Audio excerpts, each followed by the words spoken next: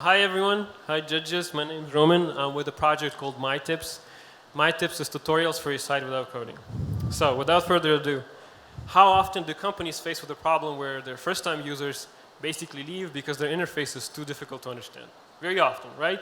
So often that companies globally on average spend, I'm not doing that, companies on average globally spend between 8 and 20% of their revenue on customer support and new user onboarding. So what's the solution? Our solution is onboard them with on-screen interactive tutorials and tips. Show your users around your site, showcase your product, don't make them wonder. How do we do this? As promised, without coding. Launch your tutorial builder on your site, select an element, point on it, enter a textual caption, save. You're done. It's as easy as that. With our tutorial builder, you can create quickly, without any coding, quick on-screen interactive tutorials for your site to guide your customer through it and showcase your product. What do we offer? Truly simple to use tutorial builder to create best looking, fully customizable on-screen tips that fit with the native design of your site. We offer a suite of analytics to show you the drop-off points on your site and easy integration with analytics tools like Google Analytics and Kissmetrics. Our service is offered on a subscription basis. We charge monthly, and the number of tutorials on your site and number of playbacks by end users actually determines the price of the plan. According to our calculations, 450 subscriptions and $99.95, our mid plan will get us to viability. Our perfect customer, as you would guess, is a SaaS, and SaaS is perfect for us. It's a growing market. It should hit $32 billion in 2016, and we actually hope to be a helping hand for those forecasts to actually come true. We only have about 8 competitors globally. Ironically, none of them is as easy to use as MyTips. So we continue to focus on simplicity, the good looks, and also the customer behavior analytics suite. We have a small but efficient team of 3. We got a designer, a programmer, a sales guy, that'll be me. We actually met during an incubation program in one of the incubators here in Kyiv called East Labs. We created a really good and efficient team. We can code, we can market our product, we can sell. The whole idea was born when we were trying to onboard new users in our previous startups. We took that idea to Garage 48 hackathon. That was back in April. In July, we launched the closed beta to validate the product with actual users. And now we've held over 100 live demonstrations.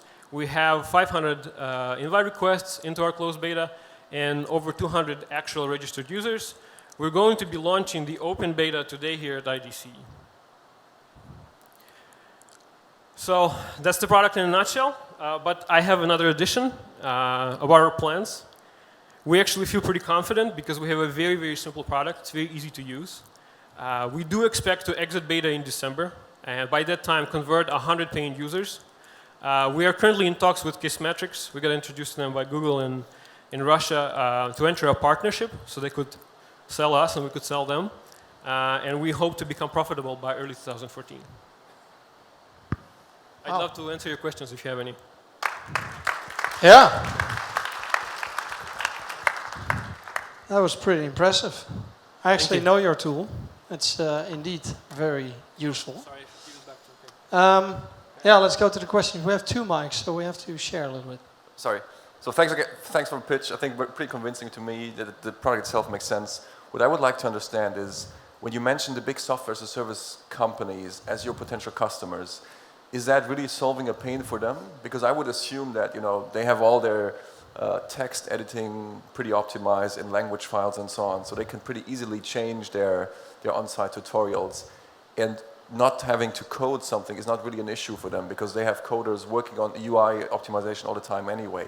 So is it really that segment, or do you actually focus on up-and-coming startups, software as a service, really small ones? And if so, what happens if they professionalize? Will they migrate out of your product and do it yourself at some point? Or are you confident that you can retain them? Okay, got it. Very good question. So how do we know that SaaS is our perfect client? Because we actually went out and we talked to these people. We were featured in a couple of startup publications, and 99% of people that actually came, used their product, and continue to use it is SaaS. Now, it's very, very different. From bond trading platforms to most recent installation is a platform for parents with children with autism, for example, right? And they provide them a small kind of service in order to track the food intake and things like that. And so what they tell us is the way it usually works for them is they have a product manager who knows the exact user flow that the user should follow. And then that product manager has to go and talk to their programmer and explain it to him. And then that programmer has to spend 2 to 3 weeks coding it. With us, it's very easy because you create right now, and then just a moment later you display it to users. So you can A/B test it right away if it works or not, right? It saves load on their developers because these people tell us that they also want to grow, they want to scale. So their developers are busy actually coding their products. So for them, it's easy because they can outsource this, right? The way we do the sales right now is we actually try to automate the small and medium enterprise segment. And we do direct sales with large enterprise. And large enterprise is slightly different because they want a standalone application that's secure and on a server. But they also like the idea because it's good for them. To answer the second part of your question, if they do continue to like our product, from whatever developers we spoke inside those clients, they only welcome the idea to basically take it inside and continue using it in order to build tips for their internal staff whenever they roll out the updates and things, instead of just writing the documentation, which is the way they usually do it right now. Not sure, yeah. And do you have already a rough feeling how does sales work for such a price point for those companies?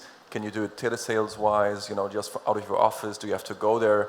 What is the lead time for people to implement it? Is it really like a low level to entry for them to engage in a contract with you guys, or is it a bit of a hideous sales process? It's very diverse. Like I mentioned, so smaller and medium companies, they're very, very accessible and they get on it, easily. Once again, the installation process is very, very simple. A non-technical person like myself can really, can do this without any knowledge, basically, and launch it. For larger enterprises, of course, it's a different project because they have to run it upstairs and things like this. But we don't see a really big problem as soon as we find the actual product manager. I've personally done interviews with almost every single outsourcing company here in Ukraine, and Ukraine is actually big on that.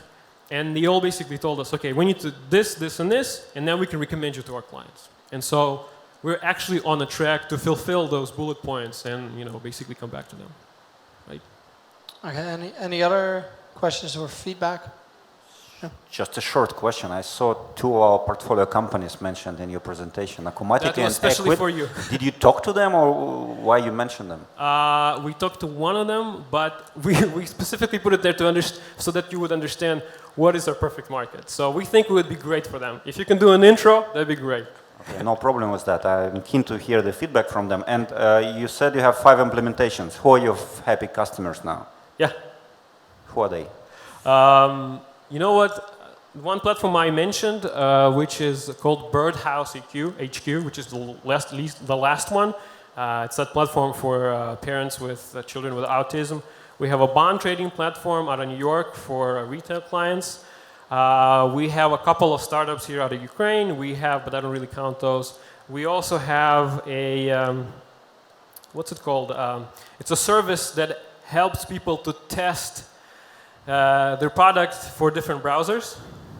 We also have a startup out of Estonia that, quite honestly, I still don't understand what they're doing, but it's something having to do with managing their staff. And are these companies paying? None of them are paying right now because they're on a free trial, but we know that 3 are going to convert into paying customers. We had another installation just last night from a French company, and I understand that they're doing some sort of a cash checkout register system on an iPad, right? And he's like, okay, how much do I pay? I said, well, why don't you give it a try? See how you like it, then we'll discuss what sort of plan will fit your needs. So. Okay, thank you very much. I think a very interesting company. It's still very young. Can we expect, are you looking for anything from these guys? Are you looking for funding or are you looking for beta testers? You know, you're on stage now, you have 10 more seconds. Okay, we're looking for beta testers. We have a promo code for IDCEE participants to try our product for 3 months on trial. We're bootstrapping the project. We are looking for $50,000 initial investment to get us to December when we exit out of beta, and then we'll be looking for further investment out of beyond that point. Okay. Anybody in the room who wants to invest? Okay. All right, thanks. Well, you have a deal. Okay.